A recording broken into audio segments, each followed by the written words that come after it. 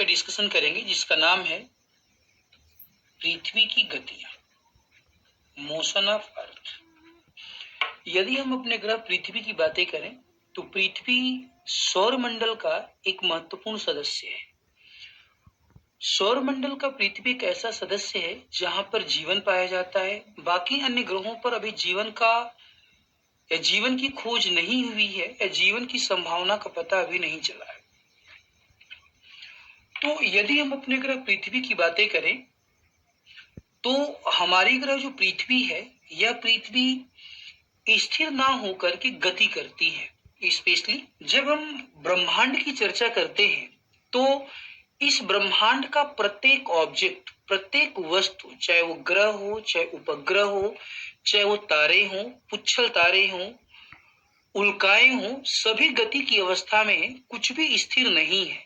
यहां तक कि पूरा का पूरा जो ब्रह्मांड है उसका भी फैलाव हो रहा है, उसका भी एक्सपेंशन हो रहा है। चूंकि पृथ्वी इस ब्रह्मांड का सदस्य है, ब्रह्मांड गति कर रहा है, तो ब्रह्मांड का प्रत्येक सदस्य भी गति की अवस्था में होगा, इसलिए हमारी पृथ्वी भी गति कर रही है। ब्रह्मांड की व्याख्या के लिए सामान्यतः बिग बैंग विस्फोट या महाविस्फोट सिद्धांत का सहारा लिया जाता है। बिग बैंग विस्फोट की व्याख्या करने वाले वैज्ञानिक का नाम था जॉर्ज लेमेंटियर। बिग बैंग थ्योरी, इस थ्योरी का प्रतिपादन करने वाले थे जॉर्ज लेमेंटियर। जॉर्ज लेमेंटियर ने थ्योरी दिया था। जॉर्ज लेमेंटियर की थ्योरी की अगर हम बातें करें तो जॉर्ज लेमेंटियर का ऐसा मानना था कि आज से कई करोड़ साल पहले ब्रह्मांड एक पिंड के रूप में था, संकुचित अवस्था में था, पिंड के रूप में था, और उस पिंड का जो घनत्व था वो घनत्व अनंत था। इस पिंड में वो घनत्व अनंत था। इस पिंड में एक विस्फोट हुआ और इस विस्फोट के कारण जो पदार्थ निकला, जो मटेरियल निकला, उसी पदार्थ के कारण पूरे के पूरे ब्रह्मांड का जन्म हुआ। अर्थात हम ये कह सकते हैं कि ये जो पिंड में विस्फोट हुआ, इस विस्फोट के बाद जो भी पदार्थ निकला उसी पदार्थ से तारों का निर्माण हुआ, ग्रहों का निर्माण हुआ, उपग्रहों का निर्माण हुआ, क्षुद्र ग्रहों का निर्माण हुआ, उल्काओं का निर्माण हुआ और पुच्छल तारों का निर्माण हुआ। चूंकि विस्फोट से ब्रह्मांड बना था, तो विस्फोट के पश्चात जो भी पदार्थ का जन्म होगा वह पदार्थ स्थिर ना होकर के गति की अवस्था में होगा। और वैज्ञानिकों का यह मानना है कि उसी विस्फोट से सौरमंडल बना है, सौरमंडल के सारे सदस्य बने हैं। तो सौरमंडल के सारे सदस्य भी गति की अवस्था में होंगे क्योंकि इनका जन्म विस्फोट से हुआ है। इसी क्रम में यदि पृथ्वी की बातें किया जाए तो पृथ्वी का निर्माण भी इन्हीं पदार्थों से हुआ है, तो पृथ्वी भी गति की अवस्था में होगी। अब प्रश्न ये उठा कि पृथ्वी यदि गति की अवस्था में है तो पृथ्वी कितने प्रकार की गति करती है या पृथ्वी की गतियां कितने प्रकार की है। इसकी अगर हम चर्चा करें तो पृथ्वी की जो गतियां हैं, पृथ्वी मुख्यतः दो प्रकार की गति करती है। पहला है घूर्णन गति, इंग्लिश भी याद रखेंगे आप, रोटेशन, और दूसरा है परिक्रमण गति, रिवोल्यूशन। अब प्रश्न ये उठा कि परिक्रमण गति क्या है और घूर्णन गति क्या है। पृथ्वी अगर घूर्णन गति करती है तो पृथ्वी के घूर्णन गति के कारण क्या क्या प्रभाव पड़ते हैं, दैनिक जीवन में इसके क्या प्रभाव दिखाई पड़ते हैं, कैसे एक्सेप्ट किया जाए कि पृथ्वी घूर्णन गति करती है, पृथ्वी के घूर्णन गति के प्रमाण क्या है, पृथ्वी के परिक्रमण गति के क्या प्रमाण है। इन सभी तथ्यों की हम एक एक करके चर्चा करेंगे। तो सबसे पहले हमें ये जानना है कि पृथ्वी की घूर्णन गति क्या है। तो पृथ्वी का अपने अक्ष पर पश्चिम से पूर्व की तरफ गति करना, पूर्व की तरफ गति करना, यानी कि ये हमारी पृथ्वी है। हमारी पृथ्वी अपनी एक्सिस पे पश्चिम से पूर्व की तरफ गति करती है। जैसे एक टॉप या लट्टू अपनी एक्सिस पे गति करता है, वैसे ही पृथ्वी अपने एक्सिस पे पश्चिम से पूर्व की तरफ गति करती है। इसी गति को घूर्णन गति का नाम दिया जाता है। कुछ लोग इसे स्पिन मोशन भी कहते हैं, जैसे लट्टू स्पिन करता है वैसे ही पृथ्वी भी आपकी स्पिन करती है, इसलिए इसे स्पिन मोशन भी कहा जाता है। अब प्रश्न ये उठा कि हम क्यों मान लें, हम क्यों करती है, इसलिए इसे स्पिन मोशन भी कहा जाता है। अब प्रश्न ये उठा कि हम क्यों मान लें, हम क्यों एक्सेप्ट कर लें कि पृथ्वी अपनी अक्ष पर घूर्णन गति करती है। क्योंकि यदि पृथ्वी अपनी अक्ष पर घूर्णन गति करती तो हमें पता चलता, ठीक है, हम सुबह उठते हैं तो हमारा जो रूम है, हमारा जो डोर है, उसका मुख जिधर रहता है शाम को भी उधर ही रहता है, ठीक है। तो प्रश्न ये उठा कैसे माने भाई, क्या प्रमाण है कि हम ये मान लें कि पृथ्वी अपने एक्सिस पे या अपने अक्ष पे घूर्णन गति करती है। तो इसके दो प्रमाण है। पहला प्रमाण ये है कि सुबह जब हम उठते हैं तो सूर्योदय होता है पूरब की तरफ और सूर्यास्त होता है पश्चिम की तरफ। इससे एक बात पता चलता है कि या तो सूर्य घूम रहा होगा हमारी पृथ्वी के चारों तरफ या पृथ्वी घूम रही है। यदि हम पृथ्वी और सूर्य की बातें करें तो सूर्य के सापेक्ष पृथ्वी गति की अवस्था में है, ना हमारी पृथ्वी के चारों तरफ या पृथ्वी घूम रही है। यदि हम पृथ्वी और सूर्य की बातें करें तो सूर्य के सापेक्ष पृथ्वी गति की अवस्था में है, ना कि सूर्य गति की अवस्था में है। अर्थात पृथ्वी के सापेक्ष सूर्य को स्थिर मान लेते हैं। तो यदि पृथ्वी के सापेक्ष सूर्य अगर स्थिर है और पृथ्वी अगर घूर्णन गति नहीं करती तो सूर्य एक ही दिशा में दिखाई देना चाहिए। लेकिन सुबह, दोपहर, शाम के समय हमने देखा कि सूर्य की स्थिति में परिवर्तन हुआ है और पृथ्वी के सापेक्ष सूर्य स्थिर है। तो भाई पृथ्वी को ही सूर्य के सापेक्ष अपनी स्थिति में परिवर्तन करना पड़ेगा। समझो, तो अगर पृथ्वी सूर्य के सापेक्ष अपनी स्थिति में परिवर्तन कर रही है तो ये मानना पड़ेगा कि पृथ्वी घूर्णन गति कर रही है। अर्थात हम कह सकते हैं कि सूर्योदय का पूर्व में होना और सूर्यास्त का पश्चिम में होना ये प्रमाणित करता है कि पृथ्वी घूर्णन गति कर रही है।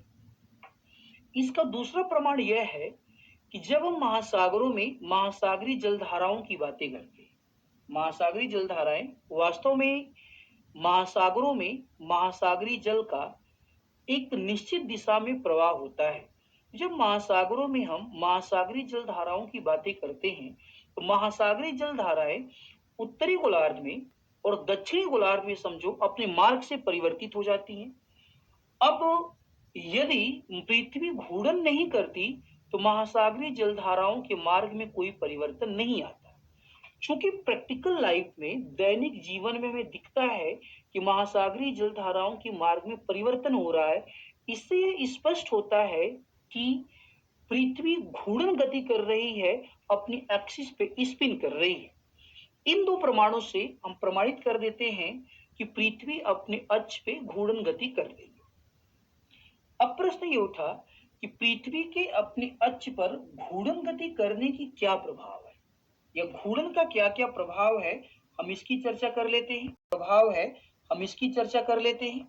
घूर्णन का प्रभाव तो घूर्णन का पहला प्रभाव है दिन रात का होना। पृथ्वी की सतह पे जो हम दिन रात की घटना देखते हैं, दैनिक जीवन में हम देखते हैं कि दिन होता है, रात होता है, इस घटना का संबंध पृथ्वी के घूर्णन से है। वास्तव में यदि पृथ्वी घूर्णन नहीं करती तो शायद हम दिन और रात की घटना नहीं देख पाते। अब प्रश्न ये उठा कि पृथ्वी के घूर्णन का दिन और रात के साथ क्या संबंध है। आइए इसकी चर्चा करते हैं।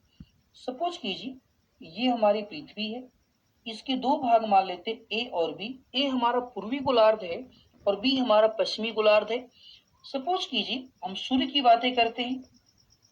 सूर्य का प्रकाश भाग ए पे प्रवेश करता है, तो भाग ए पर सूर्य का प्रकाश जब प्रवेश करेगा तो सूर्य के प्रकाश के कारण यहाँ पे समझो दिन हो जाएगा। ठीक उसी समय जो ए के विपरीत अवस्था में अपोजिट पार्ट में बी उपस्थित है, उस भाग पे सूर्य का प्रकाश नहीं पड़ता, तो सूर्य के प्रकाश ना पड़ने के कारण जो भाग बी है, इस भाग बी पे रात होगा जबकि ए पे दिन होगा। चूंकि हम जानते हैं कि पृथ्वी अपने अक्ष पर घूर्णन गति करती है और पृथ्वी अपने अक्ष पर एक घूर्णन 24 घंटे में पूरा कर लेती है, तो 12 घंटे में पृथ्वी अपना आधा घूर्णन पूरा करेगी। तो यदि हम देखें 12 घंटे बाद पृथ्वी के घूर्णन के कारण जो भाग बी था, जो ए के अपोजिट था, वो 12 घंटे के बाद सूर्य के सम्मुख चला जाएगा। और सूर्य के सम्मुख अगर ये भाग चला जाएगा तो भाग बी पे सूर्य का प्रकाश प्राप्त होगा, और सूर्य के प्रकाश के कारण इस भाग में दिन की घटना होगी। ठीक इसके विपरीत जो 12 घंटे पहले सूर्य के सम्मुख था, 12 घंटे बाद अब विपरीत दिशा में चला जाएगा। विपरीत दिशा में जाने के कारण इस भाग पर सूर्य के प्रकाश की प्राप्ति नहीं होगी, और सूर्य के प्रकाश की प्राप्ति ना होने के कारण इस भाग पे रात होगा। इस प्रकार हम देख रहे हैं कि पृथ्वी के घूर्णन के कारण उस भाग पे जो भाग सूर्य के सम्मुख है, दिन की घटना घटित हो रही है, तथा जो भाग विपरीत भाग में है, अपोजिट भाग में, वहां पे रात की घटना घटित हो रही है। ठीक है, इस प्रकार इस प्रक्रिया को अगर देखा जाए तो हमारे पास दो भाग है, ए और दूसरा भाग है बी। ए पे जब दिन होता है तो बी पे रात है, बी पे जब दिन है तो ए पे समझो रात है। इस प्रकार ए और बी दोनों पर 12 घंटे का दिन तो 12 घंटे की रात होनी चाहिए। यानी कि कॉन्सेप्ट ये कहता है कि यदि पृथ्वी के घूर्णन के कारण दिन और रात की घटना होती है तो दिन और रात दोनों की लंबाई अवधि बराबर होनी चाहिए। 12 घंटे का दिन होना चाहिए तो 12 घंटे का रात होनी चाहिए। लेकिन जब हम प्रैक्टिकल लाइफ की चर्चा करते हैं, दैनिक जीवन की बातें करते हैं, तो दिन और रात में हमें अंतर दिखाई पड़ता है। कभी दिन बड़ा होता है, कभी रात बड़ा होता है। यदि हम उत्तरी गोलार्ध की बातें करें, अपने भारत की बातें करें, तो गर्मी के टाइम में हम लोगों ने दिन बड़ा देखा है और रात हमें छोटी दिखती है। ठीक इसके विपरीत सर्दी के मौसम की बातें करें तो सर्दी के मौसम में दिन हमको छोटा दिखता है और रात बड़ी दिखती है। जबकि ये कॉन्सेप्ट कह रहा है कि दिन और रात बराबर होना चाहिए, और प्रैक्टिकल लाइफ में दिन और रात बड़े छोटे होते हैं।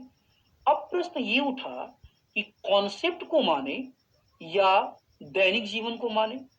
दैनिक जीवन कभी गलत नहीं हो सकता, क्योंकि उसे हम फील कर रहे हैं, उसे हम देख रहे हैं, उसका हम अनुभव कर रहे हैं। फिर कॉन्सेप्ट भी गलत हो सकता है, तो कॉन्सेप्ट भी यहाँ पे गलत नहीं है। फिर दिन और रात छोटा बड़ा क्यों होता है? प्रैक्टिकल लाइफ भी सही है और कॉन्सेप्ट भी सही है, फिर प्रॉब्लम कहाँ पे है? तो अगर हम प्रॉब्लम की बातें करें तो जब इन कॉन्सेप्ट को हम डिस्कस कर रहे हैं तो हम ये मान के चल रहे हैं पी और क्यू हमारा एक्सिस है, और हमारी जो पृथ्वी है वो पी और क्यू के चारों तरफ आप गति कर रही है, रोटेट कर रही है, स्पिन कर रही है। प्रॉब्लम ये है कि जिस पी और क्यू को हम अक्ष मान करके पृथ्वी के घूर्णन की बात कर रहे हैं, वह वास्तव में पृथ्वी का अक्ष ही नहीं है। पृथ्वी का जो वास्तविक अक्ष है वो पी और क्यू से 23.5 डिग्री पे झुका हुआ है, और हम पी और क्यू को अक्ष मानकर कॉन्सेप्ट का डिस्कशन कर रहे हैं। ठीक है, अब यदि